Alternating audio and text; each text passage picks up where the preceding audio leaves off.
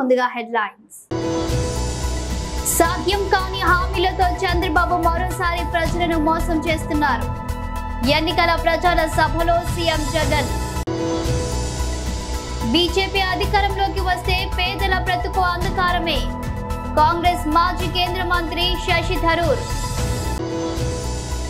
Land titling act పై చంద్రబాబు ప్రజలను భయపెడుతున్నారు. వైసీపీ రాష్ట్ర ప్రధాన కార్యదర్శి సజ్జల.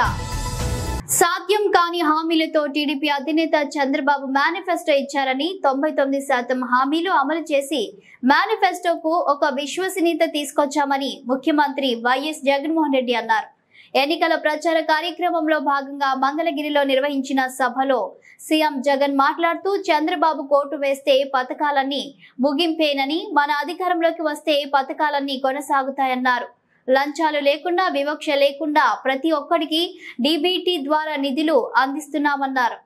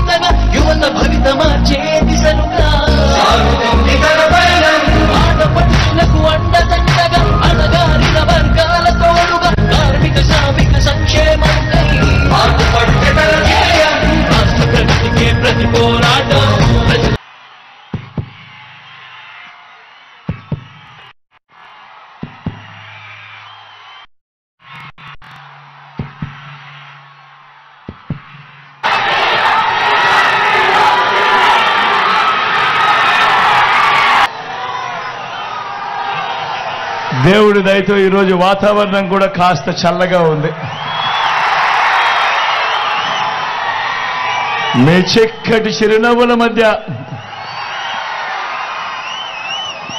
ఇంతటి ప్రేమానురాగాలు, ఇంతటి ఆప్యాయతలు, ఇంతటి ఆత్మీయతల మధ్య మీ అందరికీ కూడా, నా ప్రతి అక్కకు, నా ప్రతి చెల్లెమ్మకు నా హృదయపూర్వకంగా కృతజ్ఞత తెలుపుకుంటా ఉన్నాడు.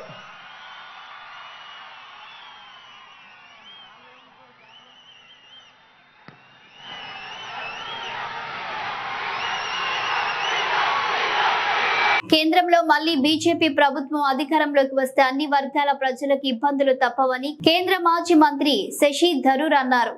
శుక్రవారం విశాఖ పర్యటనలో భాగంగా ఓ హోటల్లో ఏర్పాటు చేసిన మీడియా సమావేశంలో ఆయన మాట్లాడుతూ మోదీ ప్రభుత్వం నిరుద్యోగులకు 2 కోట్ల ఉద్యోగాల అవకాశాలు కల్పిస్తామని చెప్పినప్పటికీ 10 ఏళ్లలో ఒక్క ఉద్యోగం కూడా ఇవ్వలేదన్నారు.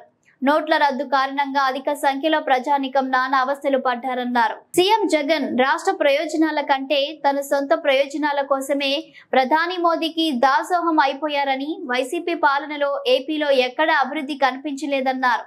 ఏపీలో అభివృద్ధి కావాలంటే మళ్లీ కాంగ్రెస్ ప్రభుత్వం కేంద్రంలో అధికారంలోకి రావాలని, అప్పుడే పోలవరం రైల్వే జోన్ ఇతర పెండింగ్ ప్రాజెక్టులు పూర్తవుతాయన్నారు. ఈ సందర్భంగా విశాఖ పార్లమెంటు పరిధిలోని కాంగ్రెస్ అభ్యర్థులను పరిచయం చేసి వారిని అత్యధిక మెజారిటీతో గెలిపించాలని కోరారు. In a speech in Parliament on February 2014, and at that time the BJP leader Venkaiah Naidu said, why 5 years? BJP will give 10 years. And what has happened is that 10 years have gone by with no special category status. The Congress party promises you that special category status for 5 years will be implemented the moment we come to power. Second, we have stood strongly against the privatization of the Visakhapatnam steel plant, RINL. We believe that it was a profitable enterprise. It has been damaged by the management or mismanagement under the BJP. We want to change that. 1 lakh workers and their families depend on this plant, and we believe it can be made viable, and we will do our very best to make it a successful enterprise once again and the pride of Visakhapatnam. Third, on Polavaram, we really want to see it succeed. We are shocked that the BJP froze the budget at the levels of 2013-14. We want to revise the budget to make sure that it can be completed and all the benefits for the people of Andhra Pradesh will be given. These are the main headlines of what we are going to do for you. But above all, our concern remains that we have seen two regional parties that in different ways have both surrendered to the BJP.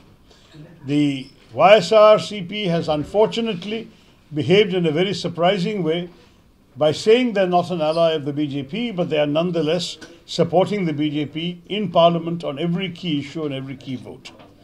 And then, at the end of it all, the BJP abandons them and allies with their main rival, the TDP. As far as the TDP is concerned, this is a party that actually moved a no-confidence motion against the BJP government when they were in office in the first term. And having moved a no-confidence motion, they have now surprisingly surrendered to the BJP, even though none of the issues that they raised in that no-confidence motion have been fulfilled. Not special category status, not Polavaram. And the question we ask TDP is, in that case, what made you change your mind? How can you trust people who have betrayed you before? But this is again what we are seeing. Let me say with pride that the only party that has not compromised with the BJP, that has not surrendered to the machinations of the centre, is the Congress. And the Congress will stand with the people of Andhra Pradesh and ensure that land titling act పై ప్రజలను భయపెట్టేలా చంద్రబాబు ప్రచారం చేస్తున్నారని YCP రాష్ట్ర ప్రధాన కార్యదర్శి సజ్జల రామకృష్ణారెడ్డి మండిపడ్డారు. రాష్ట్రంలో ఏదో జరిగిపోతున్నట్లు క్రియేట్ చేసి చంద్రబాబు నాయుడు దిగజారుడు రాజకీయాలు చేస్తున్నారని ఆగ్రహం వ్యక్తం చేశారు.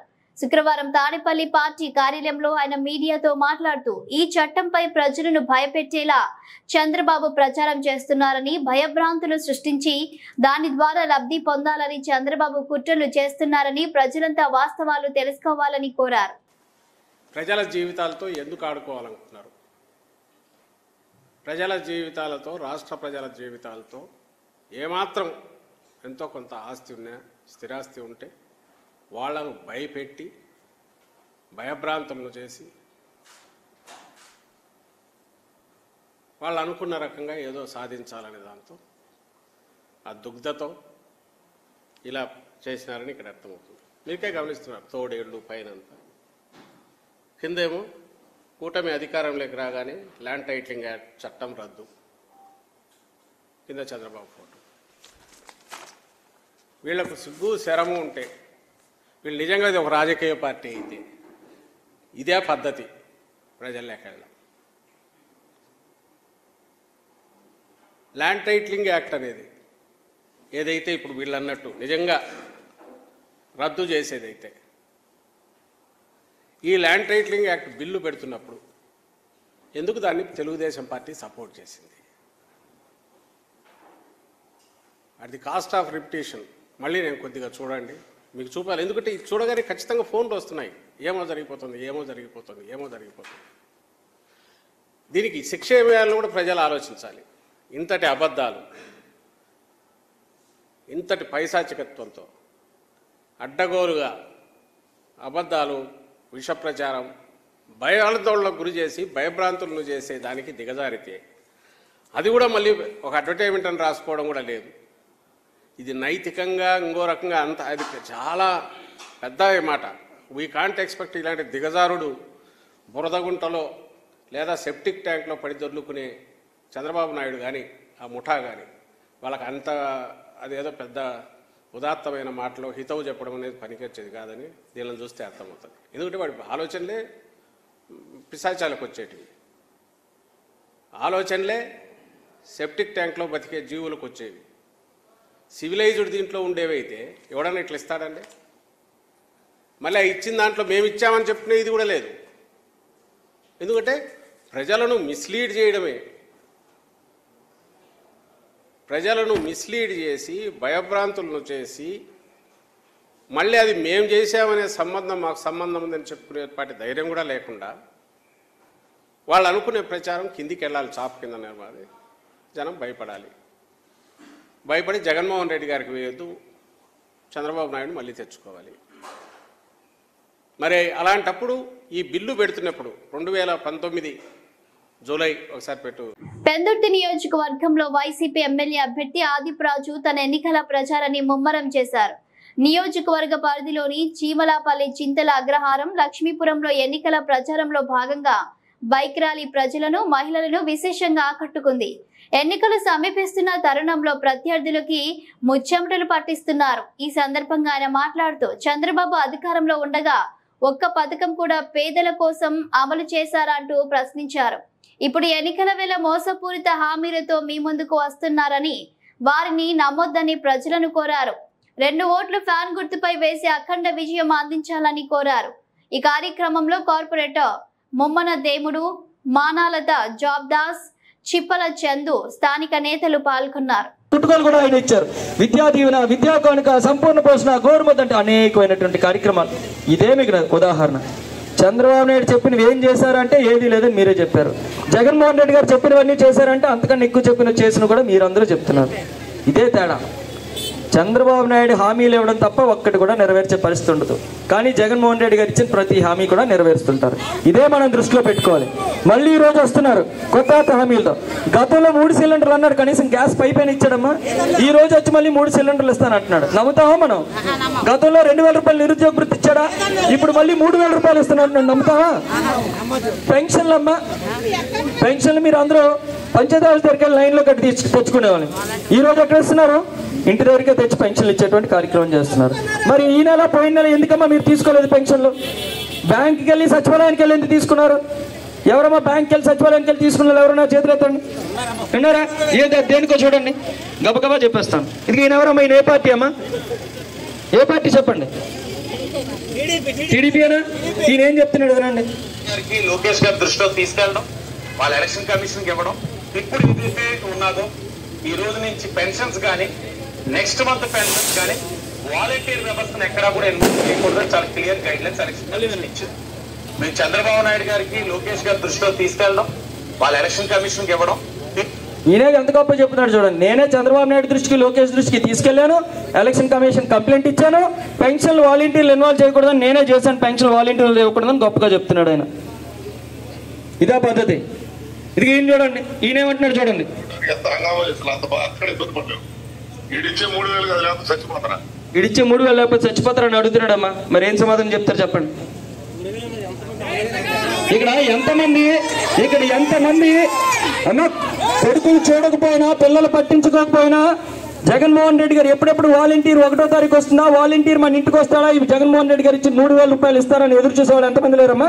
చచ్చిపోతారని అడుగుతున్నారంటే మీరే ఆలోచన చేయండి. వీళ్ళు అధికారంలోకి రాకముందే ఒకడేమో పెన్షన్ వాలంటీర్ తీసుకెళ్ళి ఇవ్వకూడదు అంటాడు, ఒకడు వచ్చి ఇచ్చే 3000 రూపాయలు లేకపోతే చచ్చిపోతారంటారు. ఇంకా రేపు అధికారంలోకి వస్తే ఏ రకంగా ఉంటుంది పరిస్థితి మీరే ఆలోచించి మళ్ళీ ఈ సంక్షేమ కార్యక్రమాలన్నీ కొనసాగాలన్నా, ఈ ప్రభుత్వ పథకాలన్నీ రావాలన్నా, మన పిల్లలకు అమ్మఒడి రావాలన్నా, రేషన్ మన ఇంటి. విశాఖ ఉత్తర నియోజకవర్గంలోని ఎన్నికల ప్రచారంలో భాగంగా ముస్లిం నాయకులతో వైసీపీ అభ్యర్థి కేకే రాజు ఆత్మీయ సమావేశం నిర్వహించారు.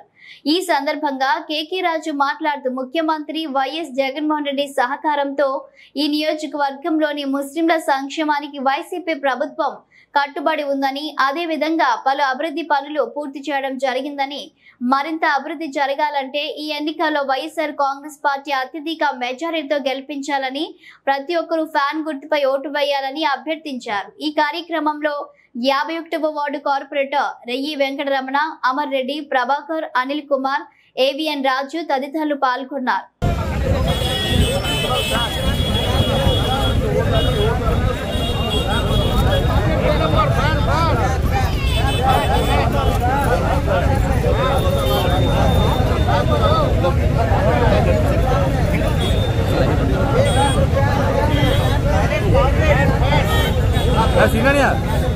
అదే యాక్టర్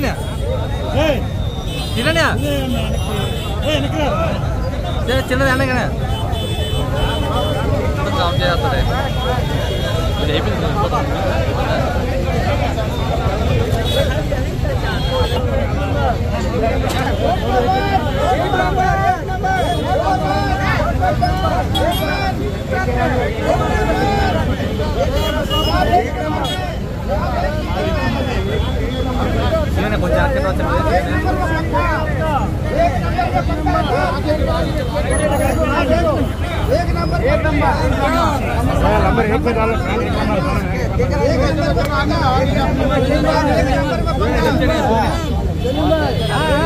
नंबर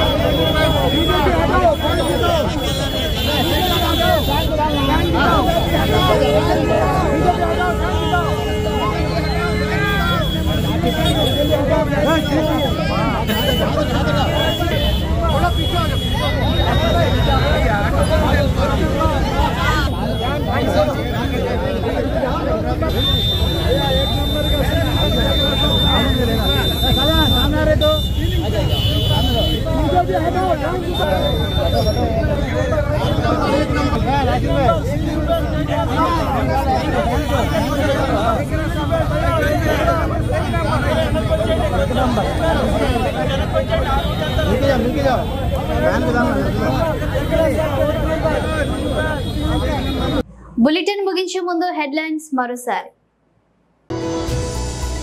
సాధ్యం కాని హామీలతో చంద్రబాబు మరోసారి ప్రజలను మోసం చేస్తున్నారు.